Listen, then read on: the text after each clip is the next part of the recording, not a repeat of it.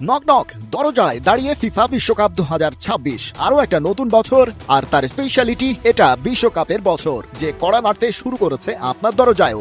সামনে নতুন দিন আর গ্রেটেস্ট শো অন আর্থের ব্র্যান্ড নিউ ভার্সন, একটু ভেঙে বললে নর্থ আমেরিকান ভার্সন। দুনিয়ার এই অঞ্চলে বিশ্বকাপের আসর বসছে দীর্ঘ 32 বছর পর, আর তার সাথে যোগ হচ্ছে নতুন ফরম্যাট বিশ্বকাপ ড্রয়ের আগে। তাই চলুন টু দ্য পয়েন্টে চোখ বুলিয়ে নেওয়া যাক তার নতুনত্বে। এবারের বিশ্বকাপের আকাশে ডানা মেলে উড়বে 48 দেশের পতাকা। 2022 সালের কাতার বিশ্বকাপের চেয়ে এবার 16টা বেশি, প্রায় অর্ধশত দেশ নিয়ে আয়োজন মুখের কথা নয়। 4 দলের গ্রুপ, তাই মোট গ্রুপের সংখ্যা 1 ডজন।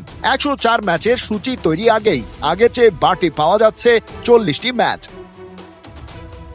রাউন্ড অফ 16 এর আগে এবারের নকআউট স্টেজ হবে 32 দলের। 12 গ্রুপ থেকে 24টি চ্যাম্পিয়ন ও রানার্স আপ টিম, সেই 24 দলের সাথে যোগ হবে বাকি best 8 third place holder. Round of 32 থেকে 16 দলের লড়াই, তারপর কোয়ার্টার ফাইনালস, সেমিফাইনালস আর ফাইনাল।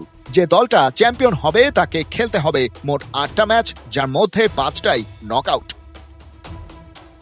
টুর্নামেন্টের প্রথম ম্যাচ মাঠে গড়ানোর 188 দিন আগে হচ্ছে ড্র। তার জন্য 48 দেশকে রাখা হয়েছে 4টি আলাদা পটে। প্রতি পটে থাকছে 12টি করে দল। ফিফা র্যাঙ্কিং এর ভিত্তিতে এই ভাগাভাগির কথা বলা হলেও তাতে আছে অনেক যদি কিন্তু। যেমন টপ র্যাঙ্কিং এর দলগুলোর সাথে 1 নম্বর পটে জায়গা করে নিয়েছে স্বাগতিক 3 দেশ, যুক্তরাষ্ট্র, কানাডা আর মেক্সিকো।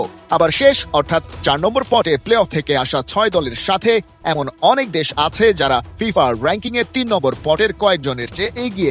আর ফিফার স্পেশাল ইনিশিয়েটিভের কারণে টপ সিড আর্জেন্টিনা আর স্পেনকে রাখা হবে 2 ভাগে, যাতে ফাইনালের আগে কেউ কারো দেখা না পায়। ইংল্যান্ড আর ফ্রান্সের জন্য একই কায়দা করেছে ফিফা। 4 পটের প্রতিটি দেশকে এক এক করে লটারির মাধ্যমে তুলে বন্টন করা হবে গ্রুপ।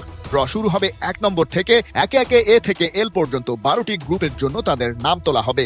এরপর ধারাবাহিকভাবে বাকি পটগুলোর নামও তোলা হবে। ইউরোপ ছাড়া একই মহাদেশে 2টি দল একই গ্রুপে থাকতে পারবে না। ইউরোপের ক্ষেত্রে সর্বোচ্চ 2টি দল এক গ্রুপে থাকবে। এর বাইরে স্বাগতিকদের জন্য বাড়তি নিয়ম। আনুষ্ঠানিক ড্রয়ের আগেই মেক্সিকোকে এ গ্রুপে, কানাডাকে বি আর যুক্তরাষ্ট্রকে ডি গ্রুপে ঠেলে দেয়া হয়েছে।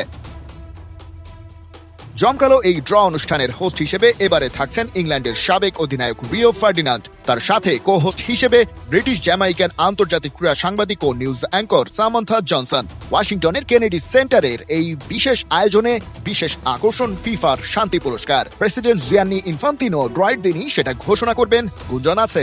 প্রথমবারের মতো চালু হওয়া এই পুরস্কার এবার যাচ্ছে মার্কিন প্রেসিডেন্ট ডোনাল্ড ট্রাম্পের ঘরে।